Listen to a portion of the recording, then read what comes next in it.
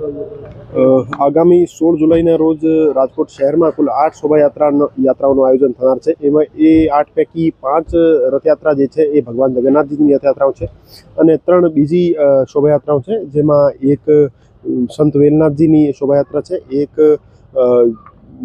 બીજી માતાજીની જન્મોત્સવની શોભાયાત્રા છે અને એક અન્ય રામાપીર દેવની શોભાયાત્રા છે।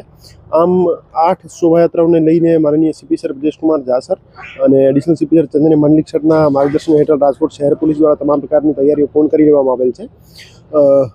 તમામ પોલીસ સ્ટેશન સ્તર ઉપર જે એરિયા ડોમિનેશનની કાર્યવાહી અને ફ્લેગ માર્ચની કાર્યવાહી કરવાની થાય છે એ પૂરી કરી લીધી છે। તમામ સમાજના આગેવાનો સાથે એકતા સમિતિની મીટિંગ પણ પૂરી થઈ ગઈ છે। આની સાથે સાથે અમારી સાયબર સેલની ટીમ અને સોશિયલ મીડિયા મોનિટરિંગ ટીમો જે છે 24/7 તમામ પ્રકારના સોશિયલ મીડિયા પ્લેટફોર્મ્સ ઉપર વોચ રાખી રહી છે અને કોઈ પણ પ્રકારની ઓબ્જેક્શનેબલ પોસ્ટ હોય તો એમાં કડક પગલાં લેવા માટે અમે કાર્યવાહી કરી રહ્યા છીએ। ક્રાઇમ બ્રાન્ચની અને એસઓજીની ટીમો પણ જે ટ્રબલ મેકર્સ છે એને આઈડેન્ટિફાઈ કરીને એના વિરુદ્ધ અટકાયતી પગલાંની પ્રિવેન્ટિવ એક્શન્સની કામગીરી કરી રહી છે।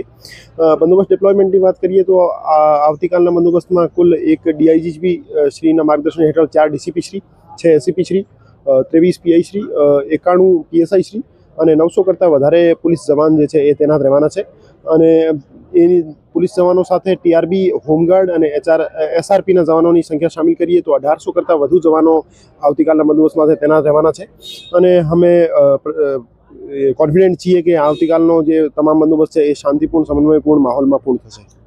આજે રિહર્સલ ક્યાં રૂટ ઉપર આજે જગન્નાથ મંદિર, કૈલાશનાથ આશ્રમ, ખોડિયાર માતા મંદિરની જે રથયાત્રા છે એનો રૂટ સૌથી લાંબો છે, જે 25 કિલોમીટરનો છે।